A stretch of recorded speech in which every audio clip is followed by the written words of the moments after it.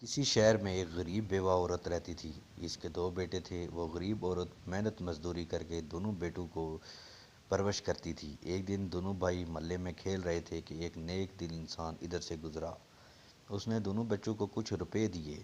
دونوں بھائی پیسے لے کر بہت خوش ہوئے اور کھانے کی چیزیں خریدنے بازار چل دیے۔ بڑے بھائی نے چھوٹے بھائی سے کہا، تم ان روپیوں کا کیا لوگے؟ چھوٹے بھائی نے کہا، میں تھوڑے سے پھل خریدوں گا۔ اماں کو کل سے بخار ہے، انہوں نے روٹی نہیں کھائی، پھل کھا کر ان کا جی بہت خوش ہوگا۔ بڑے بھائی نے کہا، میں تو ٹافیاں لوں گا۔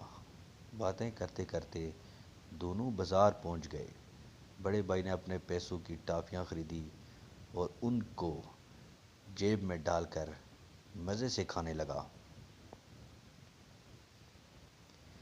چھوٹے بھائی نے اپنے پیسوں سے پھل خریدے۔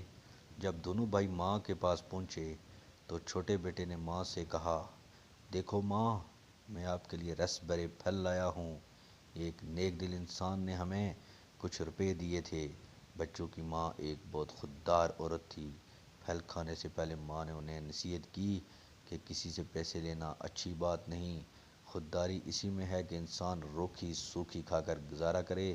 تاہم ماں نے اسے دعا دی کہ خدا تجھے خوش رکھے۔ چھوٹا بیٹا بہت خوش ہوا۔ کسی اور بات سے اسے اتنی خوشی نہ ہوتی جتنی ماں سے کی دعا سے ہوئی۔